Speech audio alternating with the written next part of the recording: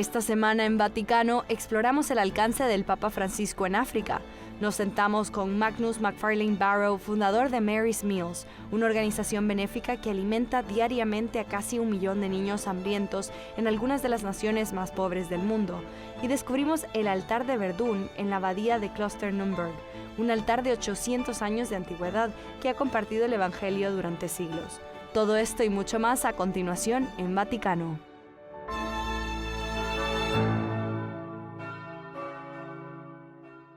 Desde hace 2000 años, el pueblo cristiano reza por el Papa. Lo encomendamos a la poderosa intercesión de María Santísima. Que ella, nuestra Madre solícita, lo sostenga en este tiempo de enfermedad y de prueba y le ayude a recobrar pronto la salud. Miles de personas se reunieron esta semana en la Plaza de San Pedro para unirse a los cardenales residentes en Roma en su rosario por el Papa Francisco. Mientras el Santo Padre recibía tratamiento contra su neumonía en el Policlínico Gemelli de Roma, propiedad del Vaticano, los fieles recitaron los misterios gozosos. El cardenal Parolin, secretario de Estado, dirigió a la gente en la oración. Muchos habían acudido a pesar de la poca antelación. No fue hasta el mediodía que el Vaticano anunció que rezarían el rosario en la Plaza de San Pedro. El Papa es de todos nosotros, así que quien pueda venir, que rece unido. Acabo de recibir un SMS de Corea del Sur, con los que tenemos 8 horas de diferencia según el uso horario que les corresponde, y están rezando. Están rezando con nosotros a las 5 de la mañana. Rezan con nosotros, juntos, por el Papa, por sus intenciones y por la paz en el mundo. Creo que es una manifestación pública del amor que le tenemos al Santo Padre, del respeto que le tenemos por todo lo que hace por nosotros y todo el cuerpo de la Iglesia, donde quiera que estén, ya sea en Roma o conectados a Internet. Unamos en oración para rezar por su salud y por su ministerio. Padre, Figlio, Espíritu Santo. Es importante estar cerca del Papa Francisco, rezar por su salud porque lo sentimos cerca, lo queremos con nosotros. Él siempre nos guía y siempre está en nuestros pensamientos. Por eso, nuestra oración de esta noche es una oración del corazón a María, que intercede ante el Señor y acerca al Papa Francisco entre nosotros. Los que rezaron el rosario frente a San Pedro no fueron los únicos que pensaron en el Papa Francisco en los últimos días. Diversos líderes mundiales también enviaron sus mejores deseos al Policlínico Gemelli. En el propio hospital, el personal y los fieles han ofrecido todos los días la celebración de la Santa Eucaristía por el Papa Francisco. En los últimos días, el Santo Padre ha agradecido con frecuencia a todos sus pensamientos y oraciones, pero algunos de esos deseos le han conmovido especialmente. Cientos de niños le enviaron tarjetas dibujadas y pintadas por ellos mismos. A pesar de su estado crítico, el Papa Francisco también llamó al párroco de Gaza, expresándole su cercanía y solidaridad.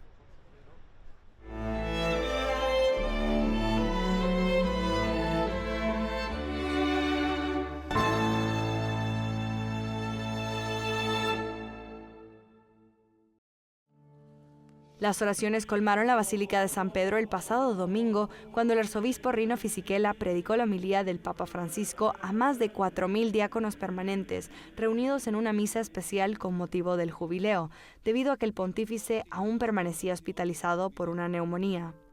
El mensaje del Papa hizo hincapié en 3 asuntos fundamentales en este misterio: el perdón, el servicio desinteresado y la comunión. Durante la histórica ceremonia del 23 de febrero, 23 hombres de 8 países distintos fueron ordenados diáconos permanentes. El encuentro internacional atrajo a importantes delegaciones de todo el mundo, siendo Italia la que envió el grupo más numeroso, seguida por Estados Unidos con 1.300 diáconos, 656 de Francia y otras naciones con cifras nada desdeñables. El evento arrancó el viernes con oraciones de 12 iglesias romanas diferentes, a las que siguieron una serie de reuniones sobre el tema, signos concretos de esperanza en el misterio diaconal. Antes de la ordenación diaconal del domingo, el sábado por la tarde se celebró una vigilia de oración en el aula Pablo VI del Vaticano.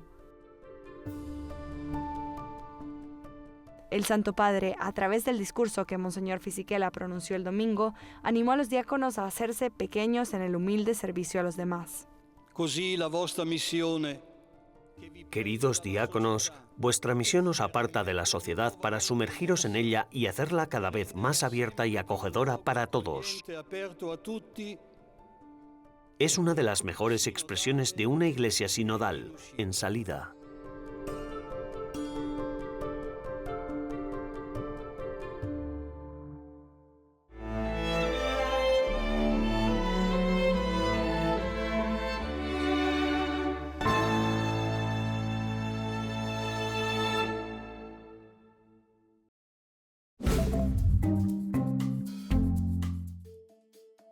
Hola y bienvenidos al Vaticano Updates de esta semana, las noticias más importantes del Santo Padre y del Vaticano. En su mensaje para la Cuaresma de 2025, el Papa Francisco destacó la importancia de vivir una vida como un camino compartido con los demás. Reflexionó sobre la necesidad de convertirse y señaló 3 áreas principales: caminar junto a los demás, abrazar un camino sinodal y fomentar la esperanza. La Cuaresma comienza el 5 de marzo con el miércoles de ceniza. Con motivo del tercer aniversario de la invasión a Ucrania por parte de Rusia, el 24 de febrero de 2022, el Vaticano renovó su llamado por la paz. El arzobispo Gallagher, el ministro de los Asuntos Exteriores del Vaticano, expresó su profunda preocupación por las trágicas consecuencias humanitarias del conflicto. Reiteró el compromiso de la Santa Sede de facilitar la repatriación de los niños secuestrados.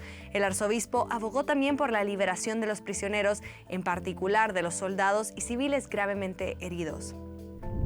El cardenal Michael Czerny se reunió con refugiados sirios durante el viaje a Líbano. El prefecto del Dicasterio para la Promoción del Desarrollo Humano Integral visitó también el lugar de la devastadora explosión de Beirut en 2020 y rindió homenaje a las familias de las víctimas. El cardenal se reunió con migrantes en el Centro de Servicio Jesuita a Refugiados, entregándoles un mensaje del Papa Francisco en el que les decía que él llora con ellos y que los quiere. La Pontificia Academia de las Ciencias Sociales se ha asociado con la Universidad de Columbia para investigar el impacto de la deuda soberana de los estados. El objetivo de este proyecto es proponer reformas para un crecimiento económico, social y medioambiental sostenible a nivel internacional. Con motivo del año jubilar, el Papa Francisco ha pedido a las naciones más ricas que anulen la deuda de los países pobres y cito, no por generosidad, sino por justicia. En una declaración conjunta, el Vaticano y el Consejo Mundial de Iglesias reafirmaron su compromiso con el diálogo entre credos como un camino hacia la paz y el entendimiento. Según ambos, la diversidad religiosa en el mundo actual necesita una renovada dedicación para hacer avanzar las iniciativas interreligiosas. Gracias por ver una vez más Vaticano Updates. Paola Riaza para WTN Vaticano.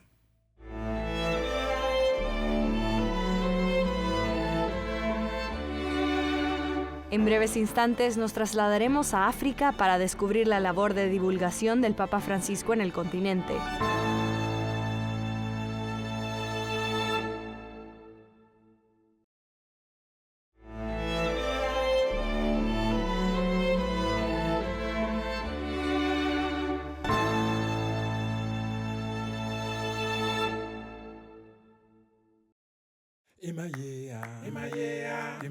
África es una de las regiones de más rápido crecimiento para la Iglesia Católica. Cuenta con millones de nuevos bautizados cada año y las vocaciones van en aumento. La población católica en África ha crecido significativamente, pasando de unos 185 millones en el año 2013 a una estimación de 230 millones a finales de 2025. Como las vocaciones siguen aumentando en África, el número de sacerdotes ha ascendido a más de 1.600, mientras que en Europa y América está disminuyendo. No es de extrañar que también para la Santa Sede este continente sea cada vez más importante. Francis Arinze, que fue creado cardenal por San Juan Pablo II y ha servido bajo 3 papas, explica la importancia del singular acercamiento del Papa Francisco a África. Del Papa Francisco la gente apreciará su amor a los pobres, a los olvidados, a los emigrantes, a los alejados. El Santo Padre privilegia a los débiles, no tanto a los fuertes ni a los poderosos. La Oficina de Estadísticas de la Iglesia en el Vaticano nos dice que cada año el número de católicos en África va en aumento. También aumenta el número de sacerdotes y religiosas.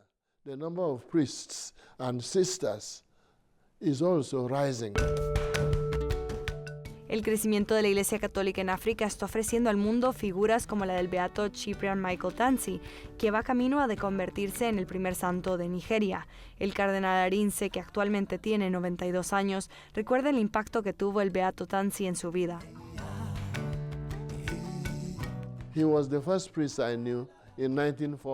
Fue el primer sacerdote que conocí.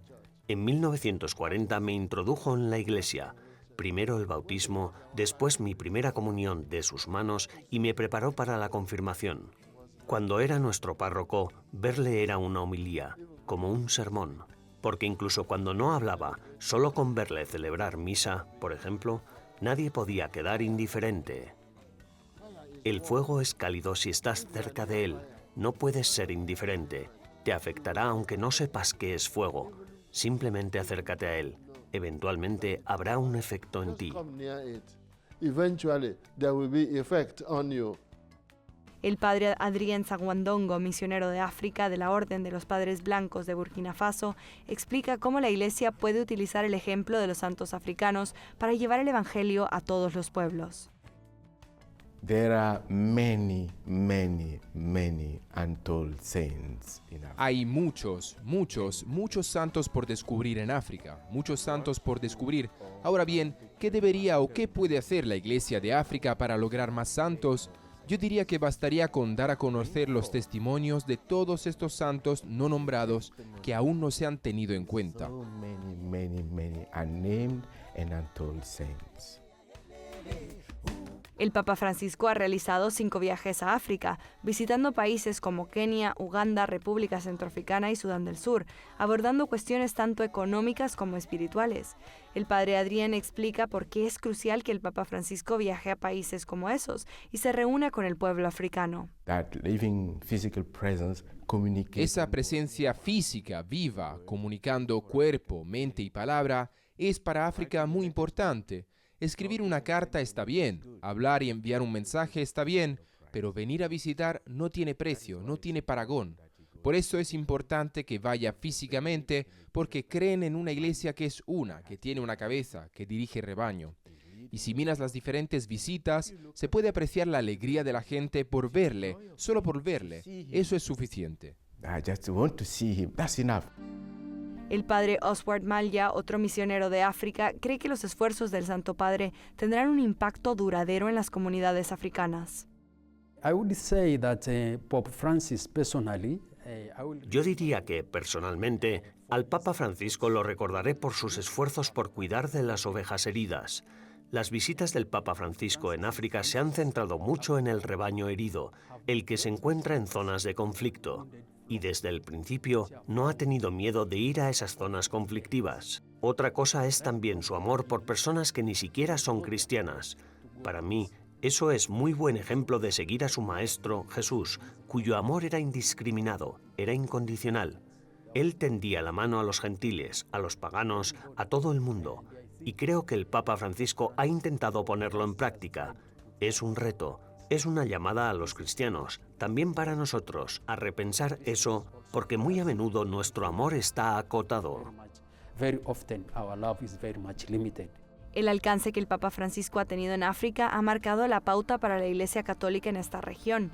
Es un continente enorme que se enfrenta a enormes desafíos, desde conflictos violentos a persecuciones religiosas, desde una pobreza indescriptible a una corrupción masiva, pero también es el lugar donde se encuentra buena parte del futuro de la Iglesia. Pienso también en África, que el Santo Niño, Rey de la Paz, silencie el choque de las armas y permita que un nuevo amanecer de fraternidad se alce sobre todo el continente.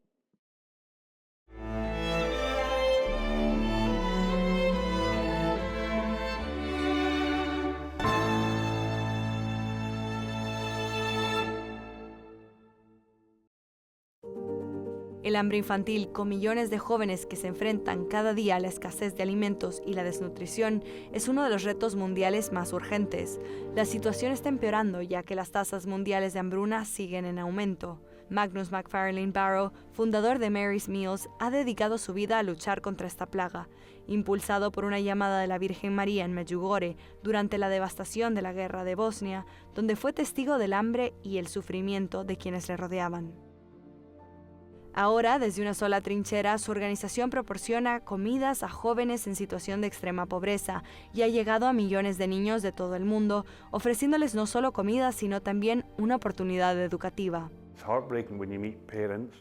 Nos sentamos con él para profundizar en el tema y comprender mejor cómo Mary's Meals aborda esta crisis del hambre.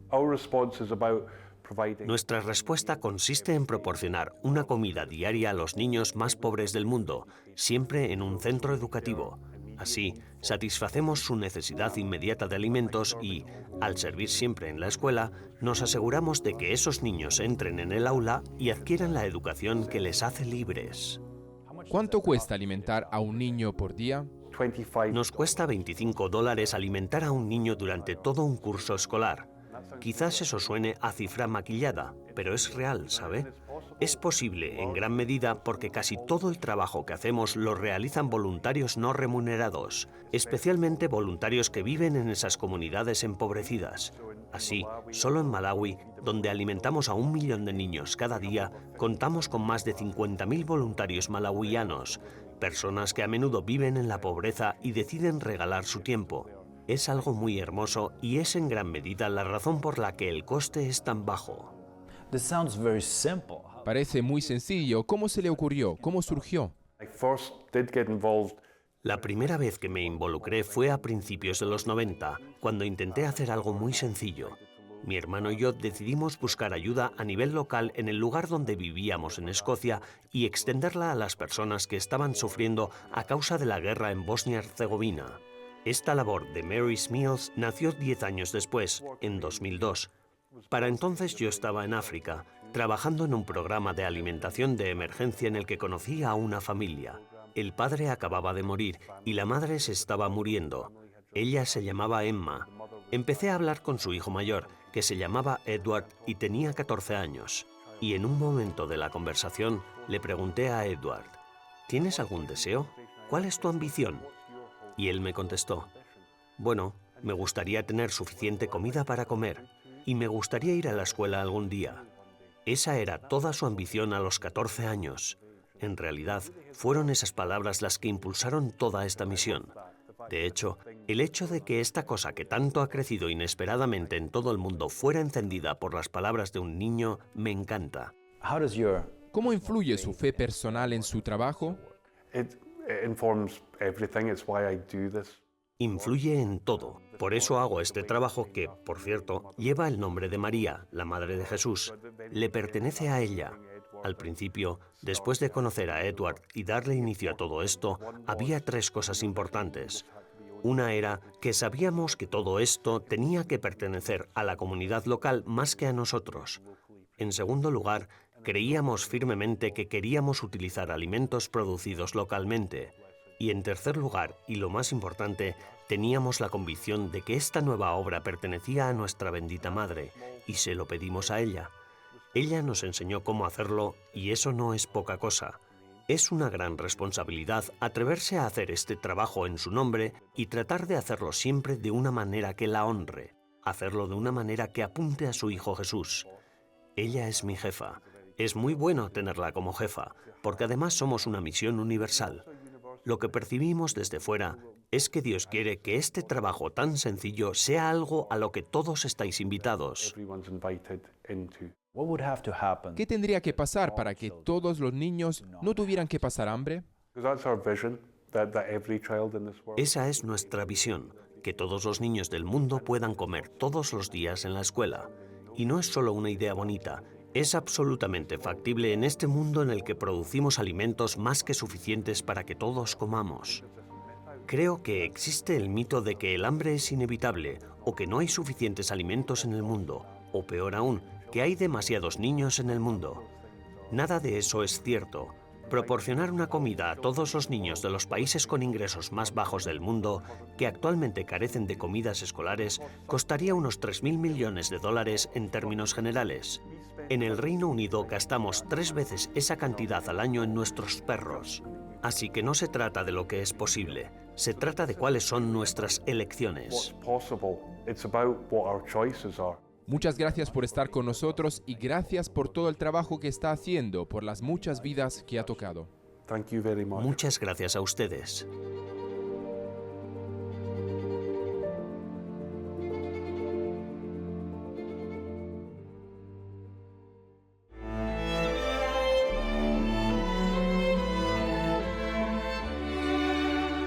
Tras una breve pausa, regresamos con un reportaje especial sobre un altar de 800 años de antigüedad que ha compartido el Evangelio durante siglos.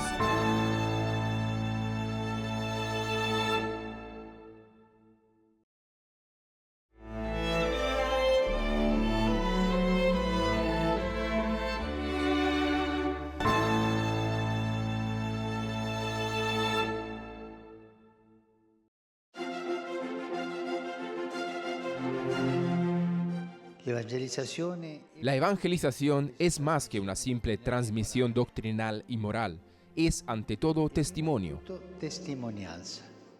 Desde San Pedro, el primer papa de la Iglesia, hasta el Papa Francisco, la misión más importante de la Iglesia ha sido siempre anunciar el Evangelio a los hombres. Hoy la Iglesia se sirve de los medios modernos de comunicación para hacerlo. Pero incluso los días en los que aún no se había inventado el Internet, los predicadores del Evangelio eran extremadamente creativos.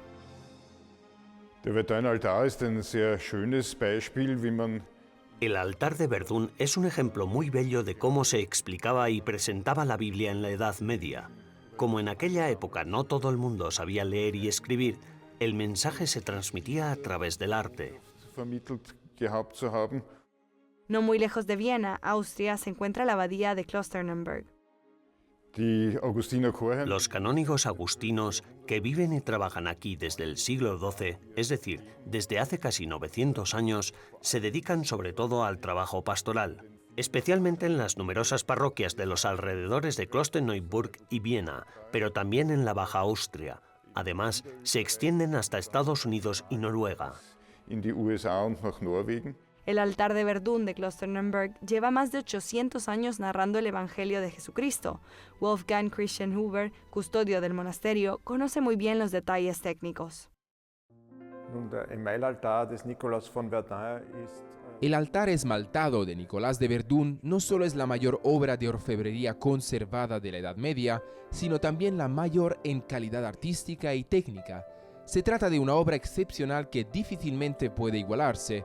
Hay un total de 51 escenas, 6 de ellas añadidas posteriormente, pero 45 que en realidad datan del siglo XII. El padre Elias Carr vive en Klosterneuburg desde hace muchas décadas y sigue fascinado por el altar de Verdún. Lo que tenemos aquí es un increíble monumento a la interpretación bíblica católica, que se basa en la forma en la que la Biblia se explica a sí misma. Se basa en la idea de antítipo y tipo, de que el tipo es el original. En la Biblia tenemos el Antiguo Testamento, que cuenta historias cuyo cumplimiento encontramos en Jesucristo y en la Iglesia y en otros aspectos del plan de Dios aquí descritos en el altar de Verdún. Echemos un vistazo a algunas de estas imágenes para ver cómo funciona todo. Esto, por supuesto, es la Anunciación, que, claro está, celebramos el 25 de marzo. Vemos la Anunciación de Nuestra Señora, y allí al Arcángel Gabriel. También podemos apreciar otras dos anunciaciones, la anunciación de Isaac, que, por supuesto, es el hijo de Sara y Abraham, y la anunciación de Sansón, uno de los jueces del libro de los jueces. Vamos a encontrarnos con su imagen en varias ocasiones, porque necesitaban encontrar a alguien que pudiera ser un antitipo de Jesucristo. Y aquí vemos la historia del sacrificio de Isaac, en la que Abraham no sacrifica a su hijo Isaac, mientras que Dios Padre, Dios Hijo y Dios Espíritu Santo acuerdan juntos que Jesús, el Hijo Eterno, ofrezca su vida por el mundo, porque eso es lo que significa tener amor trinitario. Y aquí también encontramos el hallazgo de las uvas de los dos exploradores en el libro de los Números. Las uvas son un símbolo eucarístico del vino, que Jesús convierte en su preciosa sangre en la Eucaristía. El final del altar de Verdún es escatológico, es decir, trata de las últimas cosas. Ahora ya no son los 3 niveles, sino que ahora son 6 tablas las que están en las 2 columnas refiriéndose a las últimas cosas, la resurrección de los muertos, los ángeles anunciando el regreso de Jesús y al final el juicio de los que han elegido no estar con Dios. Eso es el infierno. Este es uno de los favoritos de la gente porque muestra a un obispo o a un par de obispos y a un rey y a un monje. Todo esto pretendía mostrar que el cristianismo medieval valoraba la libertad humana, que nuestras elecciones tienen sentido. Y no podía faltar la Jerusalén celestial, que es el símbolo de lo que Dios quiere.